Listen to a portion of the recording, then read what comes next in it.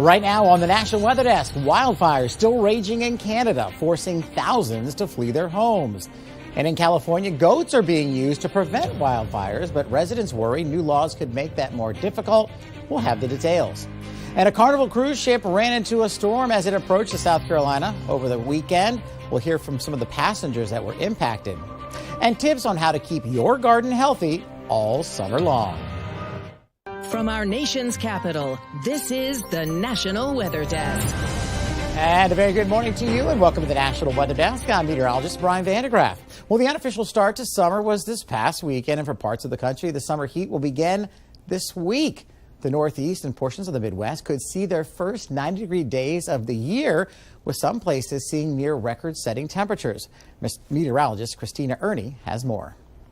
Good morning. Much of the Northeast and the Midwest are going to be seeing a big warm up over the next few days thanks to the upper levels of the atmosphere. We're heading into this dry and warm pattern because of high pressure that's going to be in control over the next few days. And what's called a blocking pattern set up here limits any kind of moisture chances across these states. Any areas of low pressure with rain stay off to the south and off to the northwest. So this will be promoting dry air and some of the warmest temperatures of the season. We could see the potential Thursday for record warmth in places like Maine and well exceeding normal highs in areas like Minneapolis, Minnesota, and also in Detroit, too, with temperatures heading into the 80s. Friday could be the warmest of the season for many as some head into the 90s. For the National Weather Desk, I'm meteorologist Christina Ernie. Now, wildfires burning outside Halifax, Nova Scotia forced thousands to flee their homes, and many waited to return Tuesday to see the damage and to retrieve pets and emergency supplies. Creason Ozgute has more. There's lots of houses still standing on Yankeetown Road, but there's lots of houses that are totally destroyed, too. Danny Osborne's home was not spared by the wildfire. He says his house and many of his neighbors' homes are all gone. We're staying with friends in our camper, actually in their yard over in Sackville right now. We've reached out to a campground who have been very, very helpful for evacuation. The 788-hectare fire 20 kilometers west of Halifax remains out of control, with wind gusts expected to make conditions difficult for crews. With the weather changing, temperatures increasing, humidity is dropping a little bit, getting warmer, winds picking up. So the hotspots that we're seeing are coming back to life. Of the 200 structures damaged or destroyed by the fires, officials say 151 were homes. Now that's our number, that's an assessment. There may be more. Where do you go at 11 o'clock at night? So we came to the Walmart parking lot. Kim and Wendy Cochran were evacuated Sunday night and have been living in this parking lot since. They have been keeping a close eye on their security cameras as their house is still untouched by the fires. To the southwest in Shelburne County, the more than 10,000-hectare fire also remains out of control, with helicopters and water bombers attempting to protect more homes. And meanwhile, wildfires in Canada are the talk around southern New England, especially since folks are not only seeing, but also smelling the results. Temi Tope Adelaide reports from the smoke prompted the Rhode Island's Department of Environmental Management to issue an air quality alert. Nova Scotia wildfires produced smoke plumes that resulted in these hazy skies across southern New England Tuesday. It's never hazy like this. So when we got out of the house, we smelled like it smelled like almost like a house fire. Kind of like from a distance. There was we saw fog in the air, so it seemed like it was like a fire that came. Mitchell came to Top of the Bay with her husband to celebrate her birthday and quickly learned everyone at the restaurant was talking about, you guessed it, hazy skies. I've been in Warwick probably about 4 years now. It's maybe happened one other time, but no, it's not common at all. The haze took over the skies and social media as first responders answered to worries about the haze. The Wyoming Fire District in Hope Valley put out this post with a picture of Interstate 95 looking south from the old Exit 4 with thick smoke in the distance. Our team put together these time lapses of the haze in areas like New Bedford and Greenville. The Rhode Island Department of Environmental Management issued an air quality alert for all the smoke. It's particularly a problem for people with certain medical conditions like asthma and other breathing issues. They say that people that have COPD or asthma, they should stay in, not come out, because I guess it's bad for the breathing. Normally it isn't. The ones that have been before have not, but I guess this one is. This one's a little bit more dangerous, I guess. Those populations are advised to stay indoors with the windows shut. And environmentalists have been making the case that the U.S. Forest Service should not be using chemical fire retardant to fight wildfires. They argue that the practice pollutes streams and waterways in western states. But recently, a judge ruled the government can continue to use these chemical retardants. Muna Sadiq has more. Fire retardant is hurting waterways, but the U.S. Forest Service can continue to use it. That's according to a ruling Friday from a federal judge in Montana. The ruling is a win for local jurisdictions like Butte County and the town of Paradise, who were both a part of the lawsuit.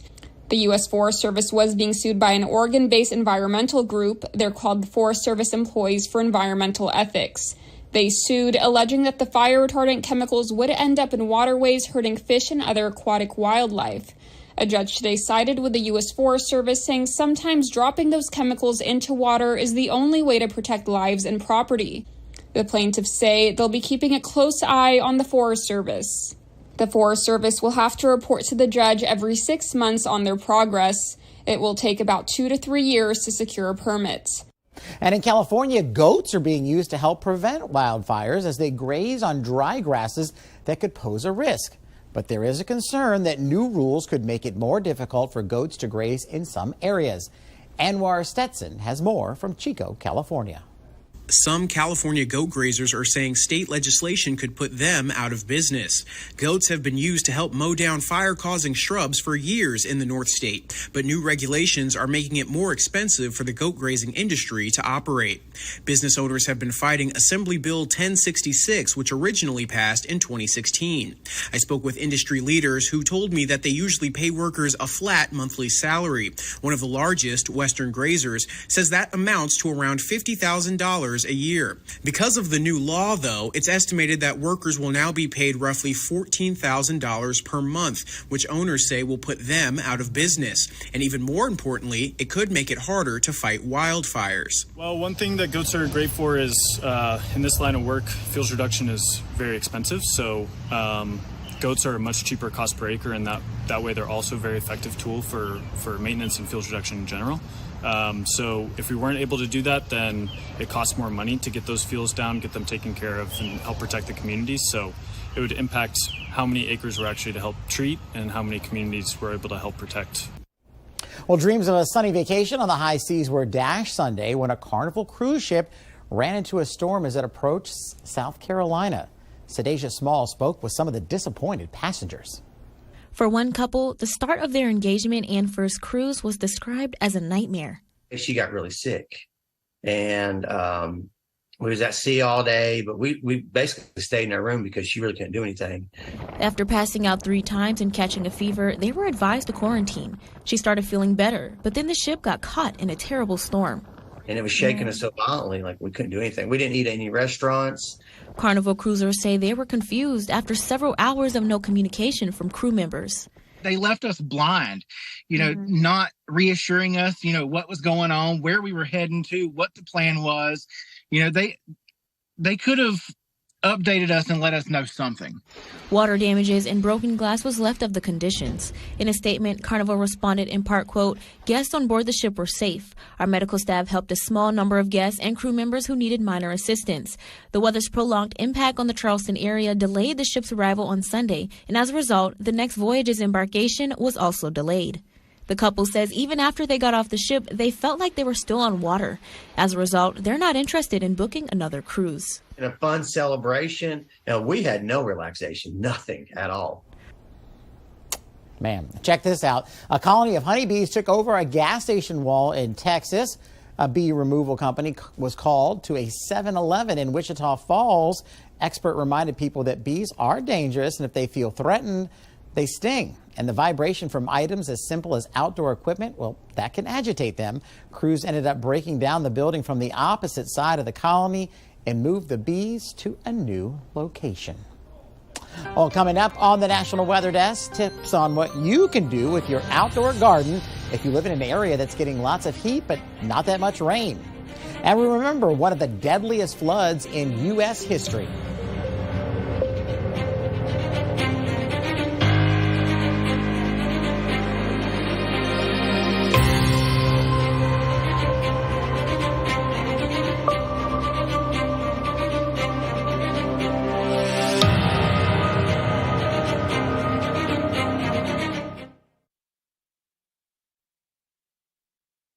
I'm meteorologist Charlie Lopresti. Look at the Northeast. More beautiful weather is on tap here in the Northeast in the coming days. Afternoon temps will get a boost into the 70s and low 80s. Today, we have relatively low humidity that really starts to kick up on Thursday. We have warm temperatures / hot temperatures and higher humidity values. Most areas will be in the 80s in the Northeast on Thursday. Now, Friday's our best chance for getting showers and thunderstorms area-wide. Friday's our greatest chance for getting the lawns and gardens a drink. I'm meteorologist Jonathan Myers, and here's a look at the Mid-Atlantic region. Starting our day on Wednesday with some 50s and 60s. Looks like by lunchtime we're into the 60s to near 70, and probably well into the 70s, maybe even near 80 in some of the warm spots by about 5 to 6 p.m. as you're heading home from work. Otherwise, it looks like a pretty dry day with sunshine working in from the north. Overall, very nice, although as you get farther south and east, still some clouds from the latest weather maker. That's the scene here. I'm meteorologist Vitas Readers. A look at your southeast forecast highs for the day. We're looking at 85 degrees in Nashville, 76 in Raleigh, slightly cooler there, as well as Charleston, 78 degrees along the coast. Pensacola, 83 degrees, 86 in Tampa. It looks like we're seeing a mixture of sun and clouds throughout the day. Kind of keeping an eye on an area of low pressure that's developing in the Gulf. That's going to be bringing some heavy rain over parts of Florida over the next couple of days. There will be a few spotty showers, but more sunshine for the southeast. Florida definitely is going to have more rain the next few days.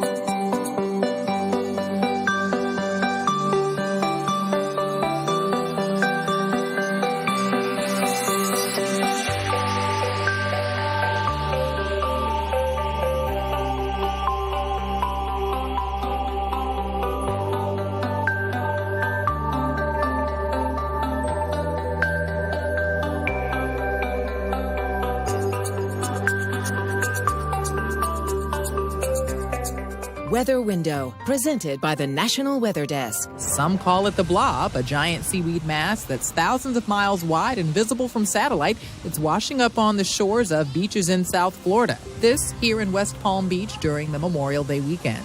And it was a different sight in Destin, Florida, along the Gulf and in the state's panhandle.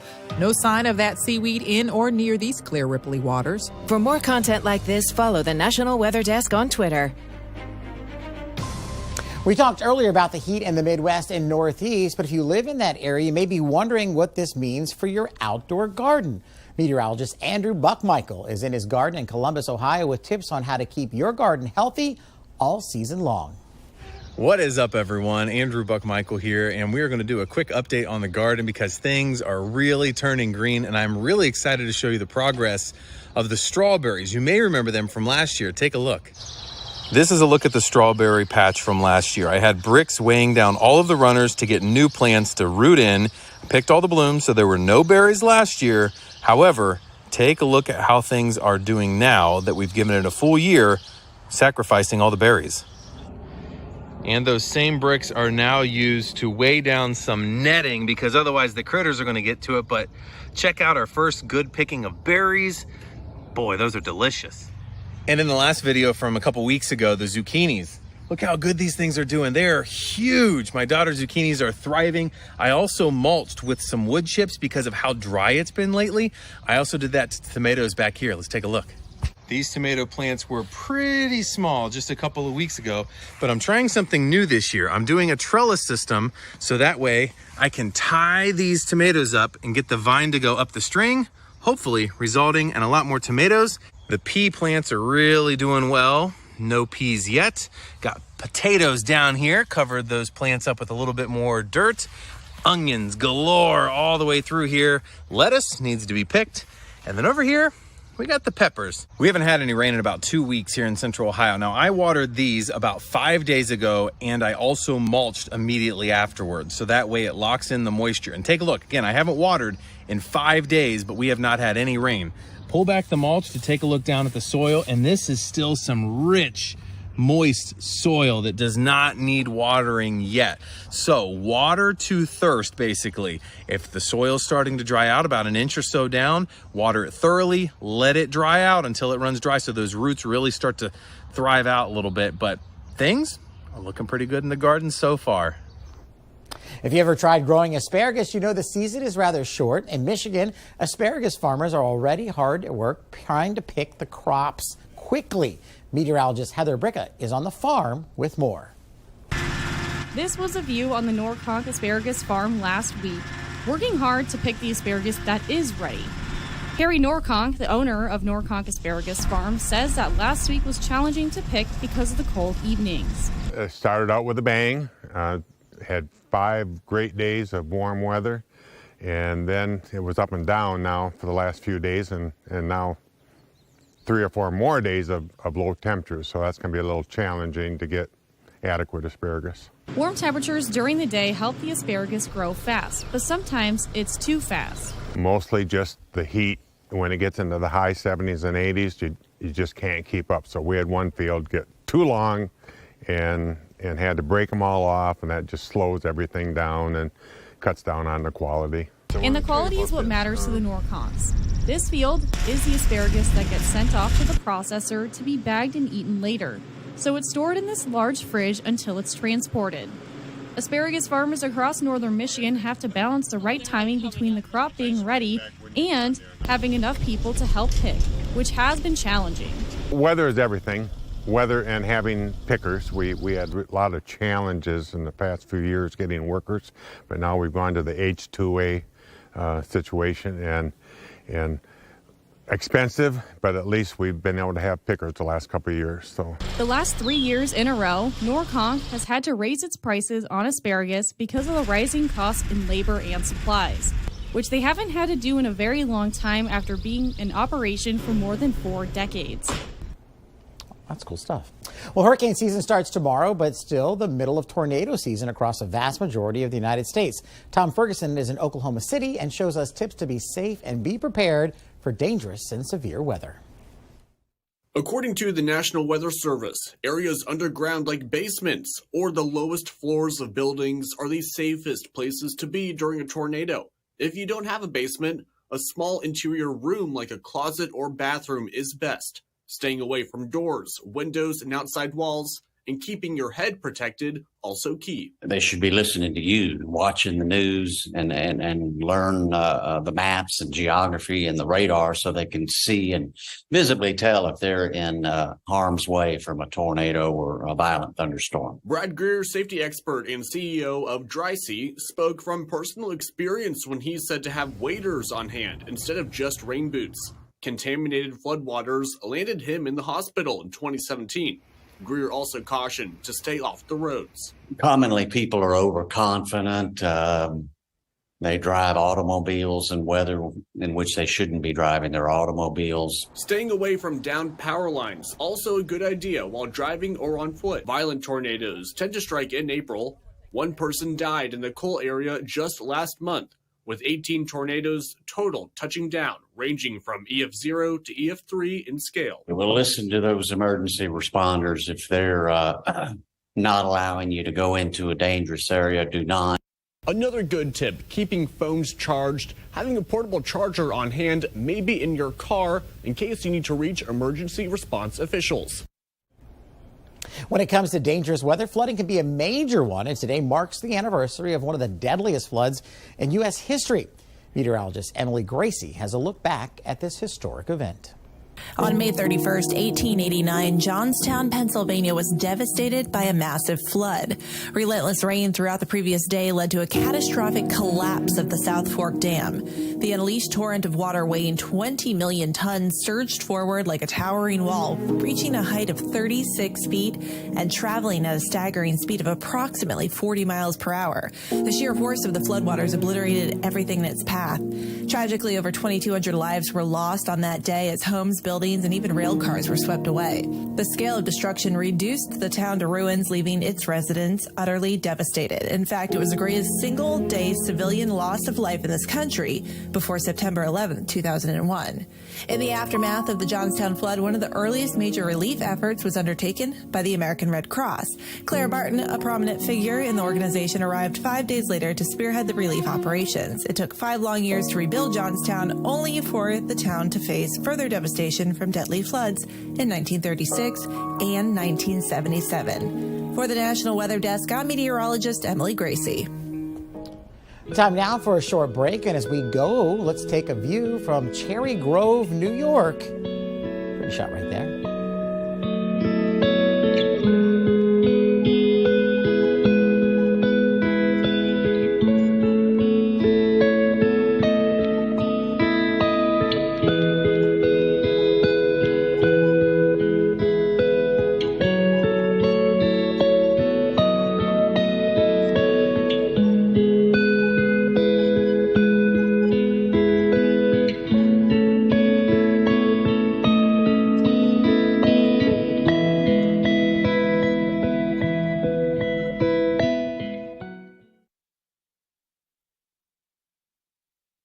Well, a very good Wednesday morning, everyone. I'm meteorologist Andrew Buck-Michael. Taking a look at your weather story across the Midwest. A few pop-ups across the area, but it's going to be hot.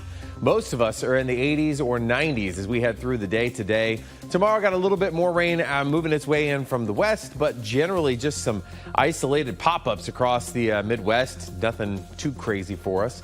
Heading into your Friday, we're going to see temperatures still staying hot across the Ohio Valley, but 80s out to the west. Good morning, I'm meteorologist Alex Garcia. Here's a look at your regional weather. Temperatures starting off into the 60s and some 70s well down toward the south. We're going to be watching a lot of these little pop-up showers right up along the Texas coast into Louisiana, even up into Arkansas throughout the day. Dry line out toward the west would also fire up some storms. High temperatures during the rest of the day will be warming nicely into the 80s all the way back up into Oklahoma. I'm meteorologist Alex Garcia. That's a look at your regional weather. Well, hi there and a good Wednesday morning to everybody. I'm meteorologist Shannon O'Donnell. Final day of May, and the infamous May gray is certainly back along the west coast. Look at it keeping the Bay Area at a 62, at least in the city by the bay there in San Francisco. 62 up the road in Seattle for the same reason. You can see over Salt Lake City, it looks a little muggy because we'll hit the 80s, but we do have thunderstorms bubbling over the Wasatch and into the rest of the Rockies today as well. And that's the scene from here.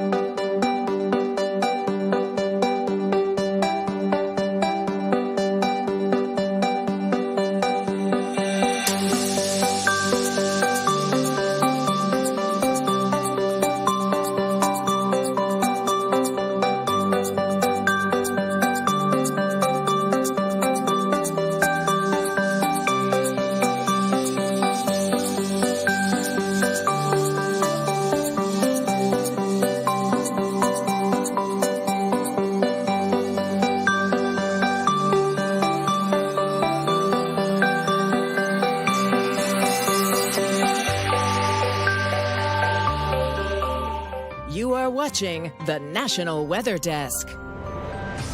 Well, tomorrow is the start of the hurricane season, but a system could already be forming in the Gulf Coast. Meteorologist Ryan Mirando has more. Hurricane season begins on Thursday, and there is one area that we're keeping an eye on through the Gulf of Mexico with a low chance of formation. This likely will still be impacting Florida with some heavy downpours of rain, whether it gets named or not. Now, if it does get named, it'll be our first one of 2023 and will be named Arlene. This is the list of the tropical names for this hurricane season, names such as Cindy, Don, Gert, Harold, Nigel, Sean, and Whitney, just to name a few. Now, how these are named, they're on a 6-year cycle, and they're named by the World Meteorological Organization. So every 6 years, they repeat themselves. However, we do retire impactful name storms such as Ian last year. That will not be another I name. And if we do run out of names for this year, there is a secondary supplemental list. We'd love to share your weather content on air. You can find us on all of your favorite social media platforms. Just search the National Weather Desk, or you can scan the QR code on the bottom left corner of your screen. We'll be back right after this.